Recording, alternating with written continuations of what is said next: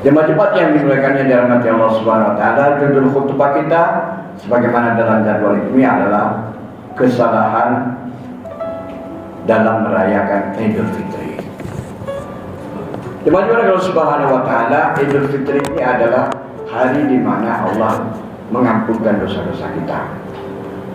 Semua dosa-dosa kita diampuni. Di pagi hari raya, besok kita sholat hari raya, nangislah iblis. Iblis itu menangis dia. Kenapa? Karena dosa-dosa orang yang selama ini aku usahakan dia berdosa masuk neraka, ternyata diampuni oleh Allah. Menangis iblis. Kesal dia. Sia-sia kerjanya selama 1 tahun.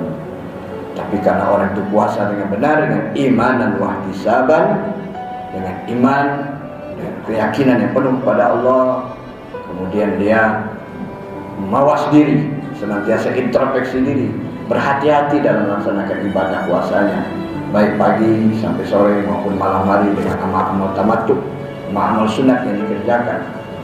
Nanti di pagi hari raya besok Allah ampuni semua dosa-dosa kita. Kawadatku ummuhu, kata Rasulullah, seperti dia dilahirkan oleh ibunya. Masya Allah, luar biasa kami Allah kepada kita, umat Nabi Muhammad Sallallahu Alaihi Wasallam. Jemaah Allah Subhanahu wa taala, jangan kita rusak ibadah-ibadah kita yang begitu lama selama sebulan dengan perbuatan-perbuatan yang dapat merusak kefitrahan, kesucian daripada pelaksanaan ibadah puasa Ramadan yang telah berlangsung 1 bulan lamanya. Jemaah Allah Subhanahu wa taala, Allah telah mengingatkan qad aflaha man zakkaha. Sukseslah orang yang senantiasa membersihkan jiwanya, qalbunya. Wa qad khaba man dassaha, dan merugilah orang yang mengotori hatinya. Jadi setiap satu perbuatan dosa, dalam hadis dikatakan ada 1 titik hitam dalam kalbu kita. Jadi kalau 1 hari ada 100 dosa, 100 bintik hitam. Kalau 365 hari setahun, kalikan aja berapa dosa titik itu. Jadi kalau hati kita sebesar ini, sekian ribu titik, ya hitam jadinya. Kalau tak pernah dia istighfar, tak pernah bertobat kepada Allah, tak melaksanakan ibadah puasa dengan sebaik-baiknya, ya hitam terus hatinya. Tapi dengan dia banyak melaksanakan ibadah, istiqomah dalam ibadahnya, mudah-mudahan dikikis dosa-dosa itu beransur-ansur. Jemaah Allah Subhanahu wa taala, amalan yang mesti kita jaga, yang sering orang terbuai dengan suasana lingkungan adalah ketika dia memakan makanan sesuatu yang subhan atau yang haram ketika di hari raya. Ada orang kebiasaannya minum bir dia. Ramadan tak minum dia. Begitu masuk hari raya dia belilah minum, ada bir lah, ada minuman-minuman yang ada mengandung alkohol, itu tak boleh. Ini menjadikan rusak Ramadannya. Selama sebulan dia laksanakan hanya karena minum minuman khamar, minum minuman keras, minum minuman yang memabukkan, ya muskir, tua segala macam, itu termasuk muskir. Tapi kalau dia alamiah sifatnya, memang ada alkoholnya tapi alamiah, itu tidak dikatakan muskir karena tidak memabukkan. Contohnya anggur. Anggur itu ada alkoholnya sedikit. Buah anggur itu semuanya ada tapi tidak dikatakan haram. Semua ulama sepakat. Bahkan Nabi pun tidak mengharamkannya. Durian kalau negara kita, ya banyak itu ada juga alkoholnya di situ, tapi itu alamiah bukan ditambahkan. Yang jarang ini yang ditambahkan proses fermentasi. Nah, fermentasi itu menjadikan mengandung alkohol. Tapai ada juga, tapi sedikit, tidak sampai kepada tingkatan muskir. Maka itu tidak dikatakan benda yang diharamkan. Sepakat ulama Nusantara, ada yang mengatakan tapai itu haram, walaupun dia ada alkoholnya tapi sedikit sekali dan tidak sampai kepada tingkatan muskir, maka dia tidak dikatakan hal yang diharamkan. Karena kullu muskirin khamrun wa kullu khamrin haram. Setiap yang memabukkan itu adalah khamar, setiap khamar itu adalah haram. Qaliluhu wa kasiruhu haram. Kalau dia sudah sampai tingkatan muskir, walaupun dia sedikit, dia tetap dikatakan haram. Ini yang pertama. Apa saja yang kita makan, kita harus pastikan semuanya adalah halal dan thayyibah. Yang kedua, yang sering dilanggar ketika Idul Fitri adalah membuka aurat, terutama bagi wanita.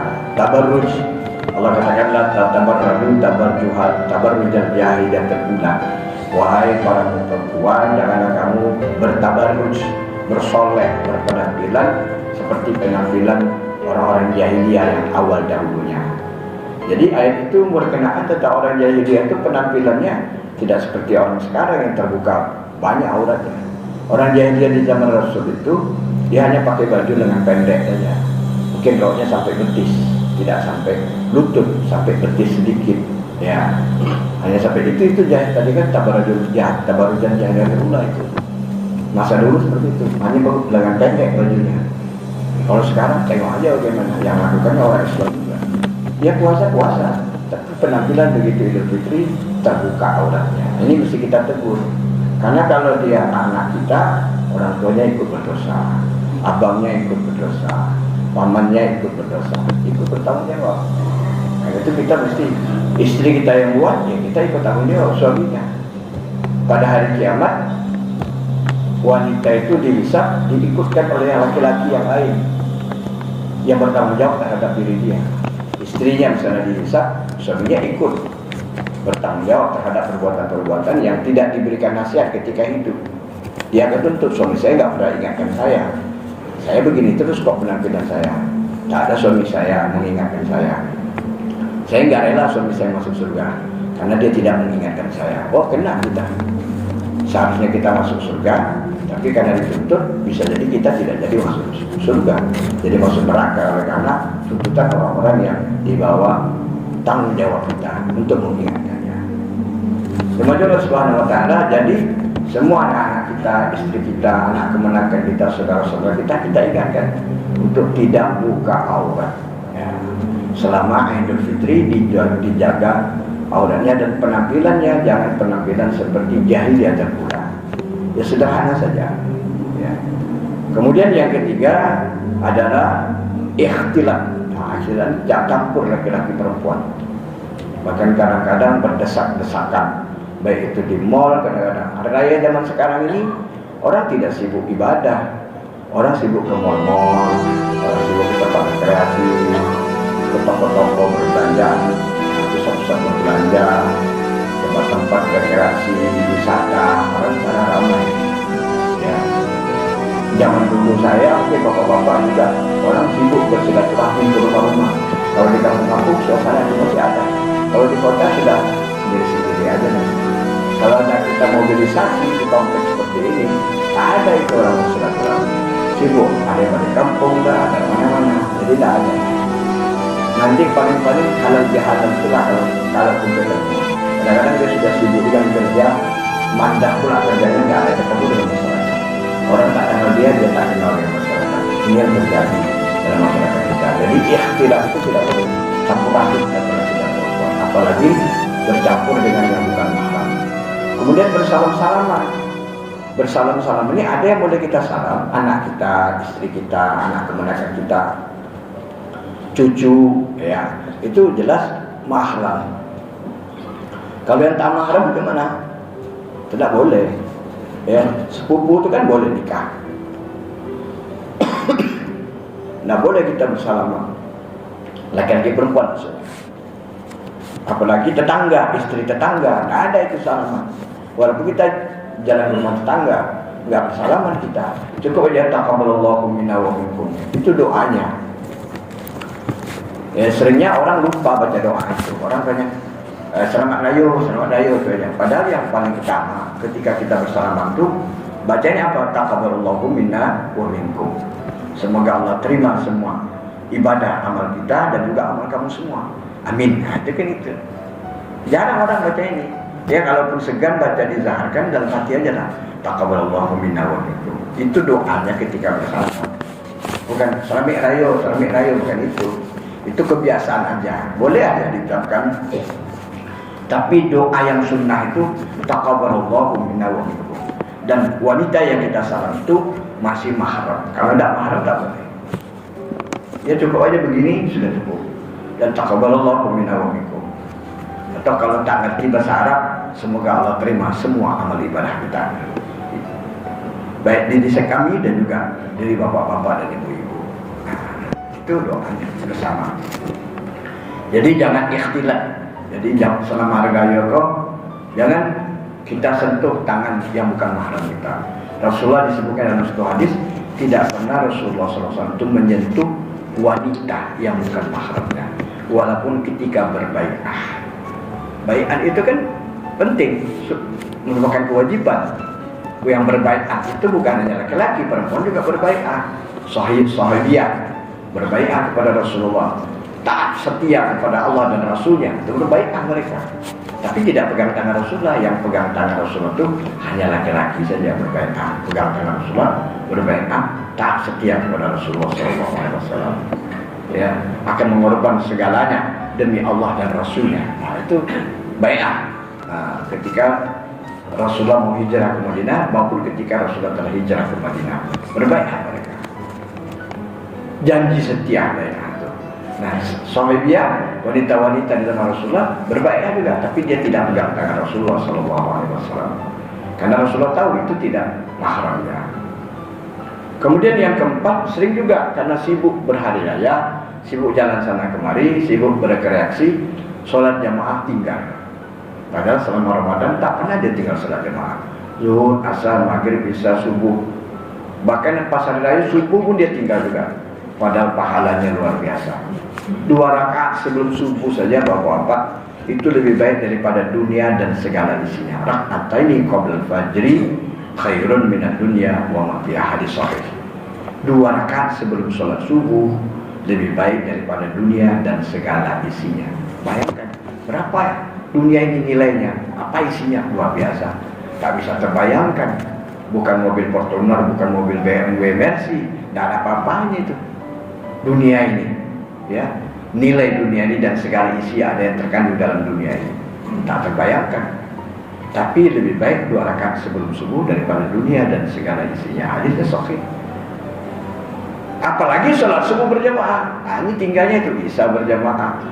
Siapa yang melakukan sholat isya berjamaah, fakannama sholatun nisful lail. Siapa yang sholat isya berjamaah, seolah-olah dia sholat malam setengah malam. Barang siapa yang sholatul fajri jama'atan, fakannama sholatul lail. Maka seolah-olah kalau dia sholat subuh berjamaah seperti sholat sepanjang malam sampai subuh. Mulai selesai sholat isya, sholat 2 rakaat, salam, sholat lagi 2 rakaat, salam, terus sampai orang azan subuh. Bayangkan nilai pahala sholat subuh berjamaah. Nah, ini ditinggalkan itu. Zuhur dari mana dia? Orang azan dia masih tidur juga lagi. Asar dari mana pula lagi. Jadi kita yang punya waktu, kita yang mengatur. Jangan tinggal sholat berjamaah. Inilah amalan kita. Kalau kita bilang waktu kita ini harusnya hadir 50-50 lah, dunia 50%, akhirat 50%, biar hadir. Tidak sanggup kita, Pak. Berarti 12 jam untuk akhirat, 12 jam untuk dunia. Tidak sanggup kita. Tidak ada yang sanggup. Mana sanggup kita? Ini apa? Inilah sholat zuhurnya kita jaga, sholat asar kita jaga, sholat maghrib, sholat isya dan subuh berjamaah. Ya kalau kita mau sholat, waktu sholat, kalau perlu dibikin alarmnya. Setiap waktu mau sholat berbunyi alarm itu. Kan bisa kita setel jam kita 10 menit sebelum azan tuh ring berbunyi dia. Wah, ini sudah zuhur. Berarti kita harus mempersiapkan. Kalau naik mobil, cari tempat pemberhentian supaya kita bisa sholat zuhur berjamaah atau asar berjamaah. Nah, nilai-nilai Ramadan selama kita Ramadan ini kita jaga. Jangan dirusak dengan telah kita merayakan Idul Fitri. Yang kelima, jangan melakukan ghibah. Nah, ini kadang-kadang sudah berkunjung, kadang cerita hal orang pula lagi dalam berkunjung. Walaupun yang ceritakan saudara kita, si Anula. Kalau sifatnya memburukkan orang, tidak usah cerita. Kita alihkan pembicaraan kepada yang lain supaya kita tidak kena ghibah tadi. Nanti di akhirat orang yang dighibahi dia minta pahala sama kita. Muflis kita, jadi rugi kita. Mau buat muflis kata Rasulullah. Kamu tahu tidak apa orang yang bankrupt itu? Kata sahabat, orang bankrupt itu orang yang habis seluruh hartanya, seluruh dirham dan dirhamnya, kekayaannya habis, dan seluruh keluarganya pun hilang, pupus semuanya. Mungkin kena tsunami atau gempa bumi, ditelan bumi, dia sendiri yang selamat, hartanya habis ditelan bumi, keluarganya pun mati. Itu yang dikatakan muflis. Itu muflis dunia kata Rasulullah. Yang saya masukkan muflis akhirat. yaitu pada hari kiamat dia membawa amalan bergunung-gunung saking banyaknya. Amal-amal kebaikan, amal sholat, puasa, zikir, baca Quran, tahajud malam, sedekah, zakat, segala macam dibawa. Bergunung-gunung banyak amal ibadahnya. Tapi semuanya habis untuk membayar kezaliman-kezaliman, termasuk hibah tadi, memburukan orang kepada orang lain. Ikut dia di situ. Jadi kita jangan selama Idul Fitri melanggar yang kelima ini, yaitu melakukan hibah. Apa itu hibah? Menceritakan buruk orang, semata-mata menceritakan buruk orang. Tidak ada maksud lain, hanya buruk orang diceritakan. Enak itu cerita buruk orang, apalagi bersambung-sambung ceritanya, udah enak kali. Nah ini dosa. Iblis menjadikan wazayyana, memperindah, memperenak cerita tadi. Karena apa itu? Dosa, supaya orang tadi dapat bersama-sama iblis masuk ke dalam neraka jahanam. Na'udzubillah, summa na'udzubillah. Yang terakhir, kita harus menjauhkan diri dari suudzon, berprasangka jelek kepada orang. Ijtanibu katsiran minaz zon, kata surah Al-Hujurat ayat 12. Jauhkanlah diri kamu dari prasangka-prasangka yang tidak baik. Jadi kita tetap bersangka baik pada siapapun. Kalau ada yang berprasangka tidak baik kepada saudaranya sendiri, mari kita kembalikan prasangka yang baik kepada saudara kita. Mudah-mudahan dengan prasangka baik itu menjadi doa bagi dirinya. Itu kita harus. Nah inilah 6 perkara yang kita jauhkan selama perayaan Idul Fitri. Yang paling penting supaya jangan kita terlibat dalam dosa-dosa dalam kehidupan kita tanpa kita sadari, tanpa kita sengaja, tapi kita melakukan dosa yang merusak amal ibadah Ramadan kita selama 30 hari kita kerjakan dengan susah payah, pagi, sore, siang, malam. Jangan kita rusak dengan amal-amal yang merusak amal ibadah puasa kita 1440 Hijrah tahun ini. Semoga menjadi kita berbahagia. Pak Tabiru ya ulil absar la'allahum tuflihun.